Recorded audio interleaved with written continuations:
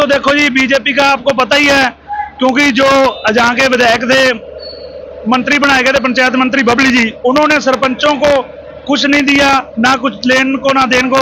सभी सरपंच पूरे हरियाणा के और मेरे जाखल ब्लॉक के हम एक परेशान होकर आज हमें कांग्रेस को समर्थन दिया है और हम चाहते हैं कि कांग्रेस सरकार बने और कुछ हम भी अपने गांवों के सुधार कर पाएंगे। क्योंकि जी पहले हमारे जो पंचायत मंत्री रह चुके हैं, कैबिनेट मंत्री देवेंद्र बबली जी, उन्होंने पहले तो हम जो भी ई टेंडरिंग का प्रोग्राम छिड़ाई, इससे सभी सरपंच परेशान थे। 2 लाख तक के काम किए, उसमें सरपंच कुछ कर नहीं सकते थे। अब इसीलिए परेशान होकर सभी सरपंचों ने समर्थन दिया ही कांग्रेस को। तो आज जाखल ब्लॉक से टोटल 24 सरपंच है, बट आज 20 सरपंचों ने 21 सरपंचों ने सरदार परमवीर सिंह को अपना समर्थन दिया। हमें उम्मीद है जो बाकी के साथी भी हैं वो भी जल्दी ज्वाइन करेंगे। आप कौन से गांव से सरपंच हैं और ऐसे कौन से गांव हैं जो सरपंच यहां पर नहीं पहुंचे? मैं खुर्द से सरपंच हूँ, जो जाखल से है, मेरे साथ में कानाखेड़ा के सरपंच खड़े हुए हैं। इसके अलावा करंडी से सरपंच हैं जो किसी निजी कारणों से नहीं आ पाए होंगे, और कुलदीप जी रत्ता थे, उनके फादर की डेथ होगी तो वो नहीं आ पाए। तो साथ नरेंद्र पटेल जी पूर्व सरपंच थे, वो वहाँ जहाँ पे पहुंचे हुए थे। जो आज मौजूदा सरपंच हैं सर गुरप्रीत सिंह जी, वो यहाँ पे मौजूद थे। तो इसके अलावा से सरपंच हैं, आप क्या कहेंगे इस बारे में? सर आज हमने जाखल ब्लॉक में सरपंचों के एसोसिएशन ने सभी ने आज पर सरदार परमजीत सिंह का तहे दिल से धन्यवाद करते हैं और उनको पूरे मान सम्मान से हम ये विश्वास दिलाते हैं कि जाखल ब्लॉक के जितने भी सरपंच हैं उनको सभी आज इकट्ठे हुए हैं और उनको ये देते हैं कि हम उनको एक तरफ साथ देंगे।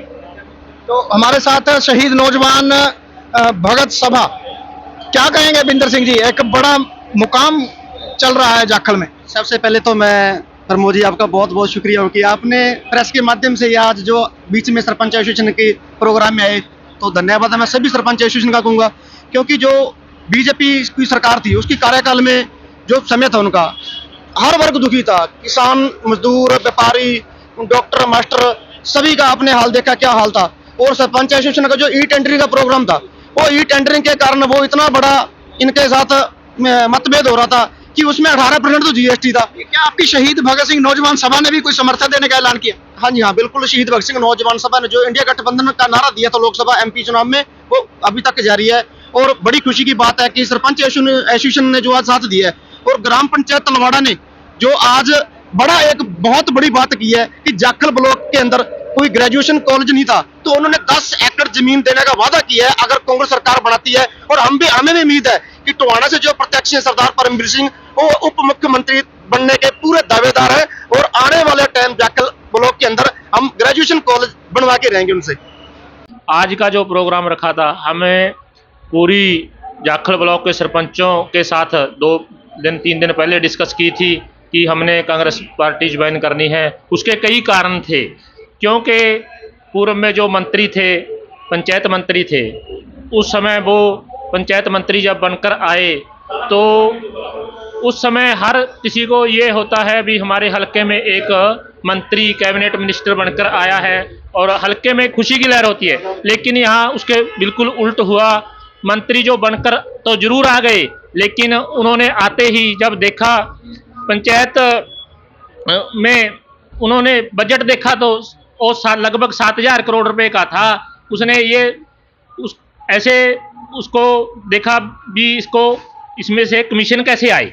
आप कांग्रेस पार्टी की नीतियों से प्रेरित होकर आए हैं या देवेंद्र बबली के व्यक्तिगत तौर पे जो ई टेंडरिंग को लेकर मामला आया उसको लेकर विरोध कर रहे हैं? बिल्कुल, देखो हमारे को बहुत परेशान किया इस आदमी ने।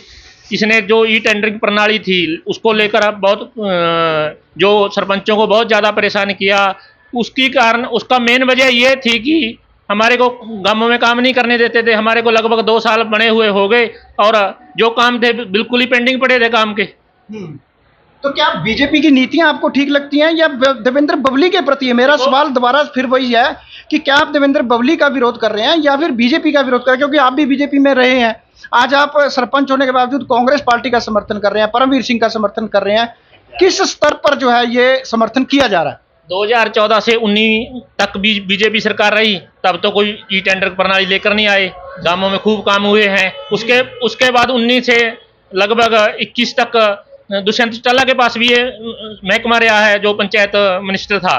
जब ये आ गया तो उसमें क्या हो गया, सिर्फ रौला ये था भी कमीशन चोरी के चक्कर था। टेंडर प्रणाली के तहत 20 पैसे को 7,000 करोड़ को लगवाएंगे, उसमें से कमीशन आएगा। सिर्फ कमीशन का चक्कर था और इससे किसी से लेना देना कुछ नहीं था। इसकी मेन वजह तो यही रही है कि जो ई टेंडरिंग की प्रणाली जो ये लेकर आए हैं, उससे सारा ही सरपंच तक का सारा दुखी था, क्योंकि ये इन्होंने सरपंचों को सिर्फ एक नालियों और गलियों तक ही सीमित रखा, उसके ऊपर कोई काम नहीं करते। 2 लाख के इन्होंने कह दिया 2 लाख की पावर है, 2 लाख में क्या करवाएंगे सरपंच। और जिन लोगों ने हमें सरपंच बनाया, हम उनके खरे नहीं उतर रहे थे उनके वादों पर, तो इसलिए हमें उस प्रणाली से होकर और कांग्रेस के प्रति हमने ये जाना पड़ा। आज कितने सरपंचों ने समर्थन दिया है? आज ब्लॉक के 21 सरपंचों ने समर्थन दिया जी। तरफ की लहर है जी, 50,000 से बद वोटों से हम इसको जिता कर भेजेंगे जी। सबसे पहले पत्रकार बंधुओं का धन्यवाद, जिन्होंने आज हमारा प्रोग्राम आपके जरिए अपने लोगों तक पहुंचाया। मैं आपका बहुत बहुत धन्यवाद करता हूं। जाखड़ ब्लॉक के लगभग 20 सरपंचों ने कांग्रेस को समर्थन किया है।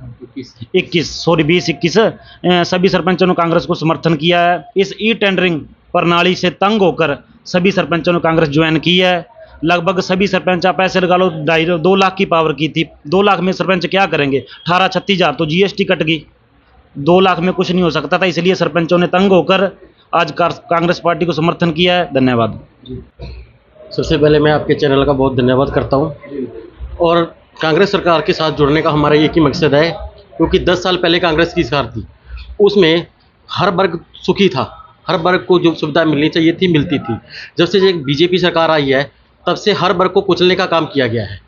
और आगे भी हम कांग्रेस सरकार से आशा करते हैं कि दोबारा बदलाव हो और दोबारा हमारे प्रदेश को खुशहाली में देख सके। में एक तरफा माहौल है, सभी गांव में आप जाके सर्वे करके देखना, कांग्रेस का ही ज़्यादा माहौल है। बाकी दूसरी सरकार है, पीछे रह चुकी सरकार भाजपा, उससे लोग बहुत दुखी हो चुके हैं और उसको दरकिनार करने के लिए राजी है। हमारी मुख्य मांग तो ये है कि सरपंचों को जैसे पहले पावर थी ऐसे ही पावर दी जाए और सरपंच अपने हर गांव को खुशहाल बनाए।